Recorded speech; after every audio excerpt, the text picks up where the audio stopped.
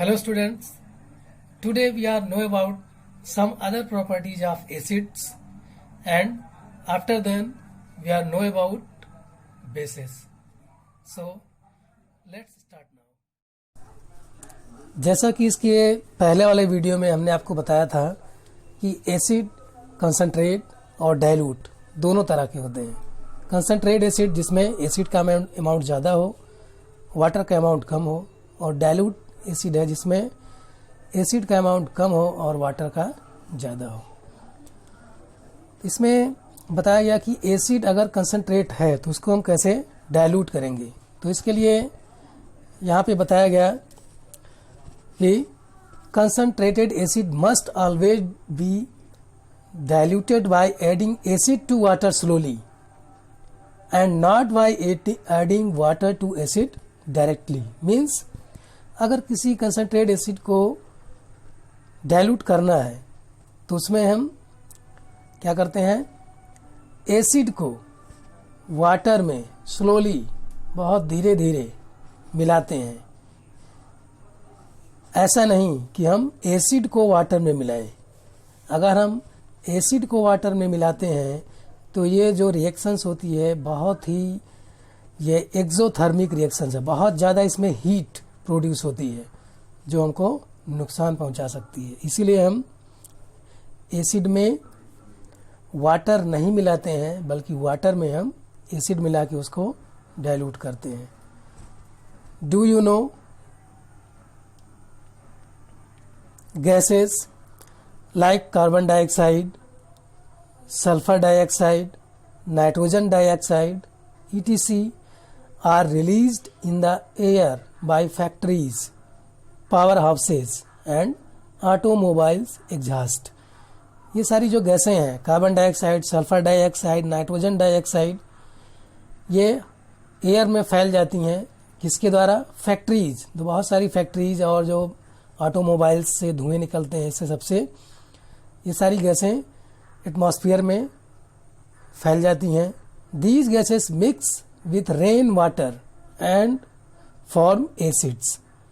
और ये गैसें मिल जाती हैं किसके साथ? Rain water. मीन्स जब बरसात होती है तो उस वाटर ड्रॉपलेट में ये मिक्स हो जाती हैं। रेन वाटर दस बिकम्स एसिडिक। इसलिए जो रेन वाटर है वो कैसा हो जाता है? Acidic. When this acid rain falls on buildings made of marble जैसा कि मैंने आपको पहले भी बताया था, which is calcium carbonate. Calcium carbonate को हम मार्बल भी कहते हैं। तो ऐसे तो आपको बताया जाता है कि जो सबसे प्योरेस्ट फॉर्म है वाटर का, पानी का जो सबसे शुद्धतम रूप है वो क्या होता है? बरसात का पानी, रेन वाटर। लेकिन ये रेन वाटर भी एसिडिक हो जाता है। कैसे? ये डिफरेंट टाइप की जो गैसें हैं इसमें मिक्स हो जाती हैं एटमॉस्फेयर में, तब ये नुकसान पहुंचा सकता है मार्बल पे। Acid rain is the main cause of yellowing of Taj Mahal. Taj Mahal का जो कलर कभी कभी उसका येलोविश कलर हो जाता है, कम हो जाता है, उसका जो शाइनिंग है, चमक है, वो कम हो जाती है। किसके कारण? एसिड रेन से। Buildings and monuments made of marble. जितने भी बिल्डिंग और भी जो दूसरी बिल्डिंग हैं और जो मोनूमेंट्स हैं, ताजमहल आपको बताया भी गया, ये सारी चीज़ें get affected by the action of acid rain. Acid rain या इसको अम्ल वर्षा कहते हैं। मीन्स वो जो बरसात हो रही थी उसमें बहुत सारा एसिड मिल गया, तो ऐसी रेन को हम कहते हैं एसिड रेन। तो ये था एसिड का हार्मफुल इफेक्ट। अब इसके बाद हम लोग बेसेस के बारे में जानेंगे। Bases and alkalis. तो ये क्या है? बेसेस और एल्कलीज, इसको हम डिटेल में देखेंगे।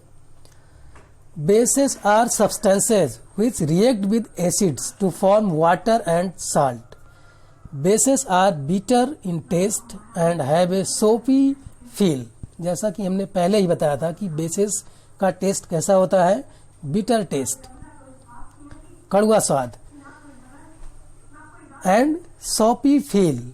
ये फील कैसा होता है? सॉप, जैसे साबुन आप टच करते हैं तो आपको फील होता है, तो इस तरह से बेस सॉपी होता है।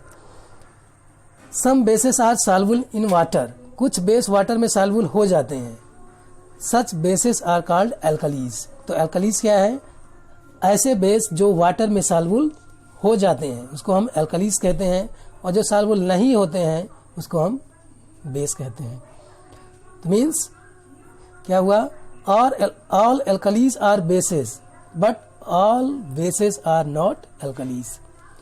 For example sodium hydroxide NaOH एक बेस है, एंड एल्यूमिनियम हाइड्रोक्साइड ये भी एक बेस है, आर बोथ बेसेस, ये दोनों बेस हैं। इसके फॉर्मूले आगे अभी हम बताएंगे आपको। However, sodium hydroxide is also termed as an alkali because it is soluble in water. Means कहा गया कि सोडियम हाइड्रोक्साइड ये वाटर में डिजॉल्व हो जाता है, इसलिए इसको हम क्या कहते हैं? एल्कलीज।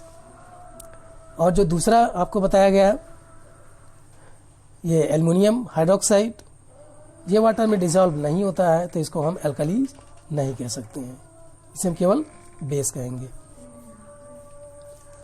सम bases like sodium hydroxide NaOH, potassium hydroxide KOH और स्ट्रॉन्ग बेसेस, जैसे एसिड में कुछ स्ट्रॉन्ग एसिड थे, ऐसे ही बेसेस में भी कुछ स्ट्रॉन्ग बेसेस होते हैं और कुछ वीक बेसेस होते हैं, जैसे ammonium hydroxide NH4OH, aluminium hydroxide ये जो अभी आपको बताया गया AlOH whole thrice, and copper hydroxide CuOH whole thrice are weak bases.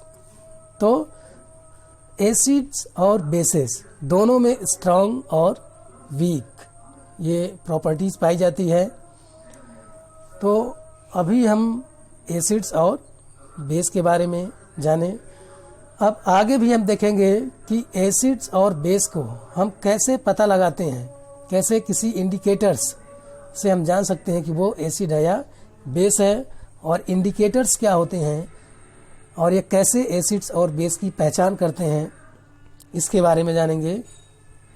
So thanks.